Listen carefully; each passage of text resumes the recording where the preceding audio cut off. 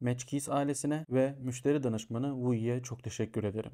Temokon'dan herkese merhabalar. Hepiniz tekrardan hoş geldiniz arkadaşlar. Bugün normal mouse kullanıyorsunuz ama ergo mouse denemek istiyorsunuz ya da yüksek gelir mi diye şüpheniz var. Bu yüzden bugün gerçekten güzel bir mouse izleyeceğiz. Bu da Zeopin Z2 modeli arkadaşlar. Zeopin Z2 ne tam ergoya yatkın, yani yukarıdan çok böyle yüksek, devasa, elinizin alışamayacağı bir durumda, ne de arkadaşlar normal bir mouse gibi alçak bir mouse. Tam ortasında, yani ergo normal arasında karışık bir mouse. Zaten bunu ileride göreceksiniz. Benim gerçekten herkese kullanmasını önerebileceğim bir mouse olduğunu söylemek istiyorum. Shape olarak mükemmel olmuş. İsterseniz Zeopin markasının Z1 modeli de var. Mini shape'inde. O da kanalda mevcut. İsterseniz onu da izleyebilirsiniz. İsterseniz daha fazla lafı uzatmadan şu güzel mouse'u bir inceleyelim. Genelde yurt dışı ürünlerinde kutu içeriği merak edildiğinden dolayı kutu içeriğini size göstermek istiyorum. Ya da size nasıl geleceğini de bir görün böyle arkadaşlar. Hemen şöyle kutuyu açayım. Bir tane böyle kadifiyeli Zeopin işaretli. Bu aynı zamanda bunların işareti arkadaşlar. Kadifiyeli bir mouse çantası geliyor.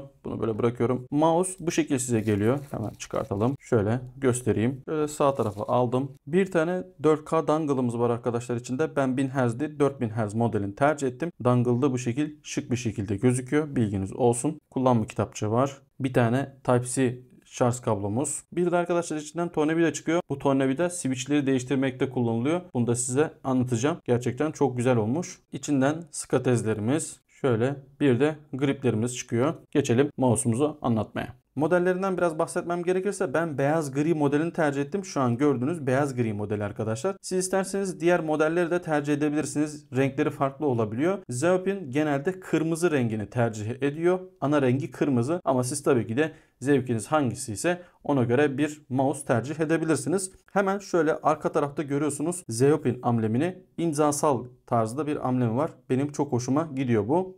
Beyaz gri tercih ettiğim için gri scroll tuşu ve yan gri tuşlar geliyor. Arka tarafı çevirdiğimiz zaman ise DPI tuşu, 2.4 GHz ve Bluetooth tuşu yer alıyor arkadaşlar. Başka tasarımda herhangi gösterebileceğim bir şey yok. Teknik verilerine baktığımız zaman sensörde 3395 sensör kullanılmış. Bildiğiniz üzere şu anlık en üst seviye olmaktan çıktı. 3950 sensör geldi. Bu ise 1.6 olarak geçiyor. Yine de kullanılabilir. Bir fark olacağını ben düşünmüyorum. 650 IPS 50G ivme veriyor. DPI sapması testlerine baktığımız zaman ise Motion Sense özelliği açıkken DPI sapması mevcut değil arkadaşlar.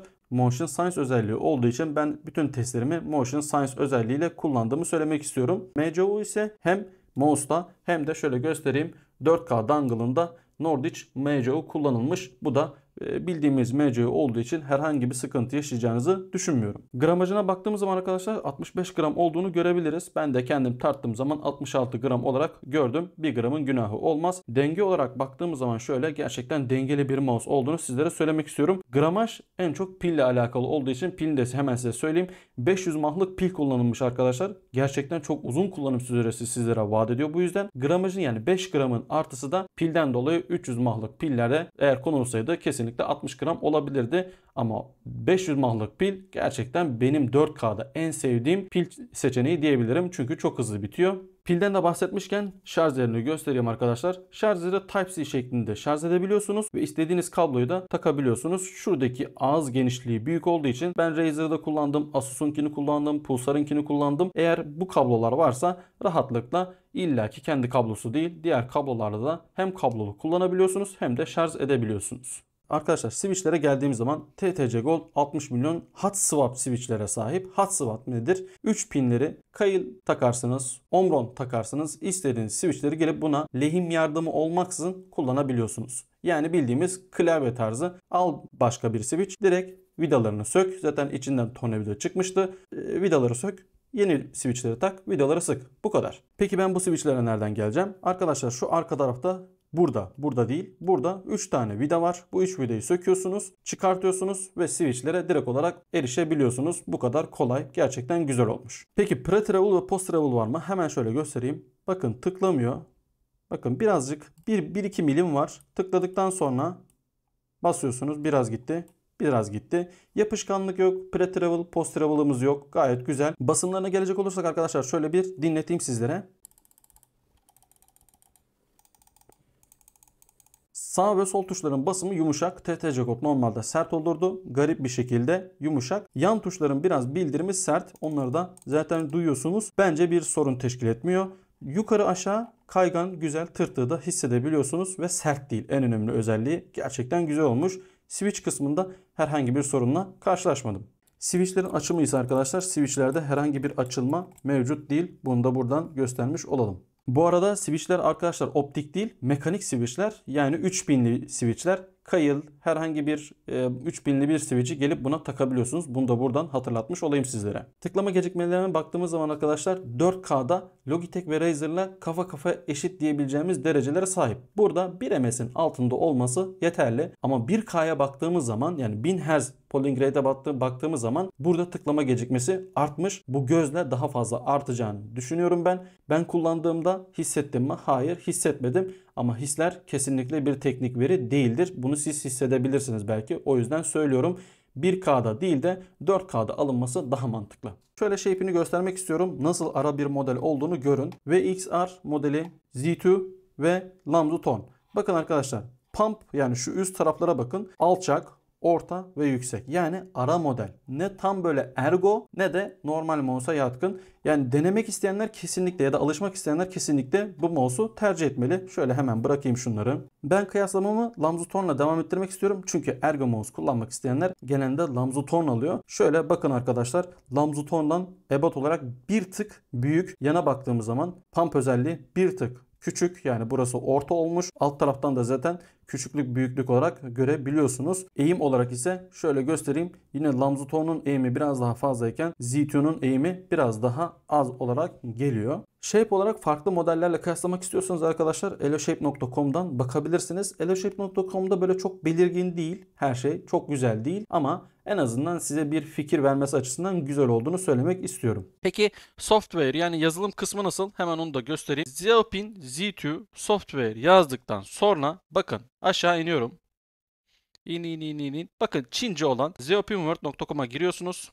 Bunu özellikle gösteriyorum ki bazı insanlar özellikle istiyordu. Şimdi burada gördüğünüz gibi Çin arkadaşlarımızın yazıları var. Türkçe diline çevir kısmını işaretleyin. Evet, gördüğünüz gibi Türkçe diline çevirdi. İndirme desteği tıkla. Gördüğünüz gibi Xiaopin Z1 Pro ve Z2 ile eşleşir. Bunu buradan indirebiliyorsunuz. Onu da göstereyim size. Yazılım kısmı da bu şekilde arkadaşlar. Direkt olarak oradan istediğiniz gibi kurabiliyorsunuz. Burada da Motion Science özelliğini açmayı unutmayın. 4000 Hz olarak ayarlayabilirsiniz. 800 dpi'de ve şarj göstergesi gibi şeylere buradan bakabiliyorsunuz. Versiyonu da buradan zaten görebilirsiniz. Bu da bu kadardı arkadaşlar. Bunları da benden isteyenler olduğu için göstermek istedim. Peki mouse'u nereden alıyorsunuz? Matchkeys Google'a yazdığınız zaman Matchkeys Shop çıkıyor. Buradan alacaksınız. Bakın burası değil. Burasının güvenilir olup olmadığını bilmiyorum. Buradan ben bütün mouse'larımı alıyorum. Tıklayalım.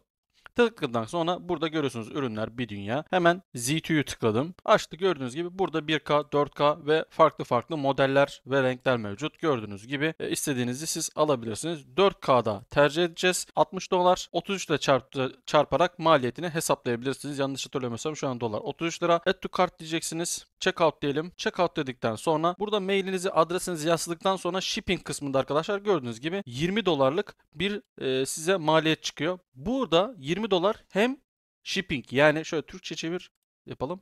Neydi? Gümrük değil, neydi ya? Nakliye. Hem nakliye arkadaşlar hem de gümrük vergisi. Yani burada siz direkt $80 verdiğiniz zaman, hemen şöyle hesaplayalım. 80 çarpı 33 diye 2640 lirayı verdiğiniz zaman sanki hepsi buradan alıyormuş gibi 2640 liraya elinize mouse gelmiş olacak. Bilginiz olsun. Yani $20 hem nakliye hem vergiyi ödemeniz mükemmel bir şey. Kesinlikle bunu söyleyeyim. Hatta öncelikli şöyle bakın, tüm vergi ve haraçlar Matchkeys tarafından ödenir. Gördüğünüz gibi $20'a müthiş bir mouse elde etmiş oluyorsunuz. $70-80 vergiler dahil. Evet arkadaşlar, gördüğünüz gibi Xiaopin Z2 modelini size anlattım. Birazcık kendi deneyimlerimden bahsetmek istiyorum. istiyorum burada. Benim beğenmediğim hiçbir tarafı yok. Ama belli başlı şeyleri size anlatmak istiyorum. İlk önce DPI sapması muhabbeti. DPI sapması sonuçlarda çıkmadı ama ben normalde 800'de kullanan birisi olarak ben bunu 1000'de kullandım. Bana yavaş hissettirdi. Yani hissiyat kesinlikle teknik veri değildir. Bunu karıştırmayalım. Ben böyle hissettim diye. Siz hissedemez yani hissetmeyebilirsiniz ya da işte teknik verisinde bir hata vardır diyemem. Çünkü testlerde çıkmadı. Yani testlerde çıkmadıysa bu benim hissiyatımın bozuk olduğu da gösterebilir. Bunu buradan söyleyelim. Onun haricinde çok beğendiğimi söyleyeyim. Bir de benim bu modelde şurada bir tırtık varmış hissiyatı var arkadaşlar. Yani kaplamasında biraz sanki sıkıntı varmış gibi geldi. Size de gelebilir. Bunu da buradan size söylemek istiyorum. Onun haricinde bir de 1000 Hz'liğini değil de 4000 Hz'liğini almanızı size öneririm arkadaşlar. Çünkü tıklama gecikmesini hissetmedim. Tekrar söylüyorum. Hissiyat bir şey değil ama 1000 Hz'deki tıklama gecikmesi gerçekten uzun bir süre. $10 farkla 4000 Hz'i almanızı size öneririm. Gerçekten fiyatı zaten makul bana göre.